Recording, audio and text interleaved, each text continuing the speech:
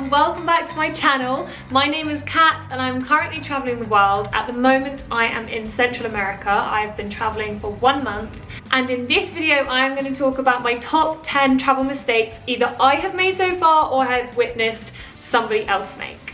Don't forget to like this video and subscribe to my channel if you're interested in more traveling content. Just a little side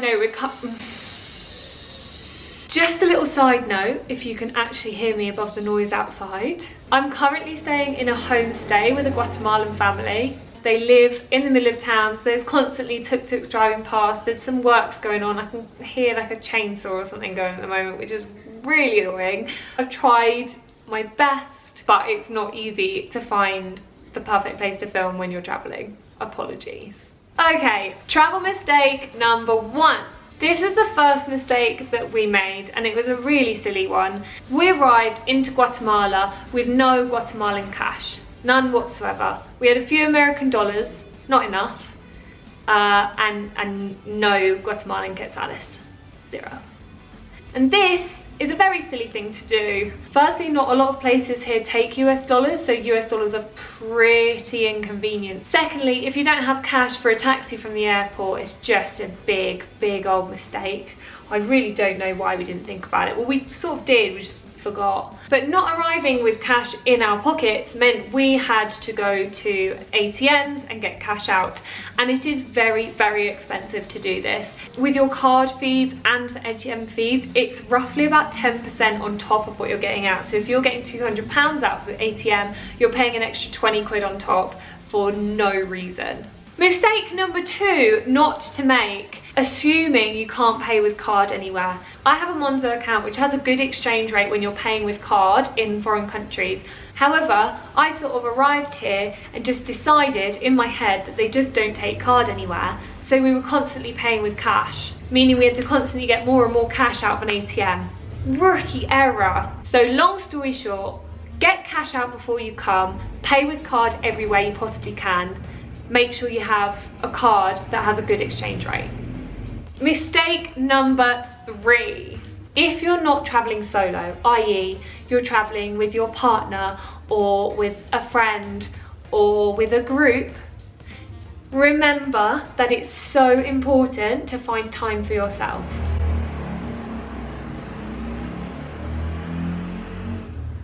I'm currently traveling with my boyfriend, and at the start of the trip we spent 24/7 together, and we've only recently figured out that we need to take like a day apart, 2 days apart, take some time away, do some separate activities. However it works for you, just don't spend the whole time together.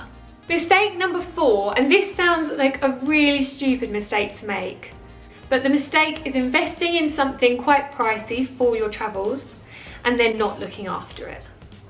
Sounds really obvious. You'd never do this at home, but I promise you, once you get into the traveller mindset, you're just more casual. I am Mrs. Pernickety about everything, and yet I invested in this lovely expensive purifying water bottle, and it is covered in dents and marks, and Ollie's one has broken. It's very easy to lose stuff when you're traveling because you're constantly moving from place to place, unpacking and packing again. Anything that costs you a bit of money, just try to remember that you need to take care of it. Extra special care, even when you're traveling, and those sorts of things just aren't in your head.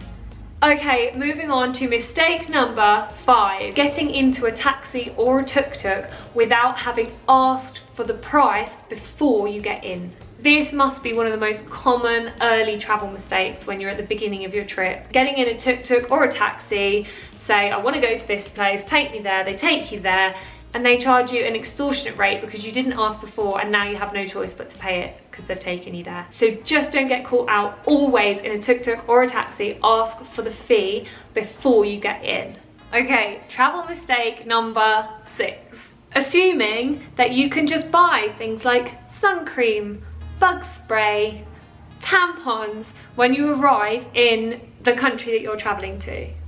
Obviously, for places like the United States and Europe, more westernized countries, more developed countries, you're probably going to be fine in this respect. However, if you are going to a less developed country, it is really hard to find sun cream, bug spray and tampons. Luckily, I knew about the tampons and brought those with me. I meant to buy sun cream and bug spray in the airport, but I just sort of forgot, / didn't have time, / couldn't be bothered, just thought, oh, it's fine, I'll get it when I get there. And it's not here. If you're taking hand luggage only, try and buy big sun cream, big bug spray, or lots of little ones in the airport on your way here. And if not, if you've got hold luggage, put it in your suitcase, pack it from home, buy some cheap stuff, bulk buy, take it all with you, because there's not a lot here. Tampons don't exist here, as far as I'm aware. They only really use pads, which is, you know, absolutely fine, not the culture here, whatever. But for me, I need tampons. So luckily I've packed a whole load and I've definitely got too many. Mistake number 7. This one I think is the biggest and most important mistake not to make, except I think probably everyone will make it at the beginning of their travels. I definitely did. And the mistake is to think that you should be constantly doing and experiencing fun, adventurous things.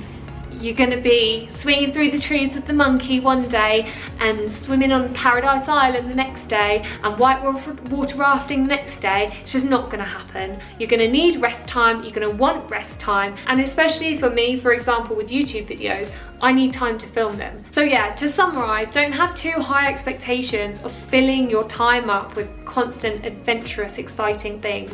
It's not realistic, you'll burn out, it's really expensive, and no one really does that. Mistake number 8. Finding yourself in a new hostel and not introducing yourself to people, not making an effort to say hello, not making the first move. Everyone in that hostel is here for the same thing. Like, everyone is here to travel. Most people include making friends and meeting people along the way. There are lots of people traveling solo who are desperate to meet someone, go for lunch with someone, go for dinner with someone, hike a volcano with someone, find some company. If nobody makes that first move, you're not gonna make friends. No one is. It's not gonna work. Someone's gotta be brave. Be that person. This brings us on very nicely to mistake number 9, which is making enemies in your hostel without even realising it. There are some very easy ways to make enemies in your hostel, especially if you are staying in a dorm room. Number 1, walking into your dorm room and turning the light on without checking if anyone's just having a nap in the middle of the day. Number 2, if you're getting up really early the next day to leave the hostel, say you're going on a sunrise hike or something along those lines, pack your bag the night before. I cannot stress this enough. So many people get up at the crack of dawn and they're packing their bags in the room. It's so noisy, there's so much you have to pack, so many zips zipping up and unzipping. You wake up everyone in the dorm and they all hate you momentarily. We are finally on to mistake number 10. And this is a mistake, I don't think I've made it, but I think it's a mistake that could easily be made by someone like me. The mistake is not spending money where it really matters. i.e., if you are going on a 10, 12, 14, 16 hour overnight bus to somewhere else in the country or to another country or whatever, if you possibly can, pay for the luxury ticket. If you sleep that whole journey, you save money on the hostel, you've had your sleep, and then you just get up and go the next day. Like, it's the perfect scenario. But if you are not a fantastic upright sleeper and you don't pay for the luxury ticket, which is only about £10 more usually than the normal one, you're not going to sleep. It's going to ruin the next day for you when you arrive. So you'll essentially lose out on a day of travel. It's just not worth it. Spend money where money should be spent. Okie dokie, thank you so much for coming to watch my video. I hope if you are travelling currently or if you are going travelling in the future that you don't make these same mistakes that I did, although some of them are really good to learn from. Don't forget to like this video down below and subscribe to my channel if you haven't already. Also, if you want to see what I packed in my bag for 3 months in Central America, click the video in the description or up here. I will see you next week with another video and I hope you have a lovely day. Thank you, bye.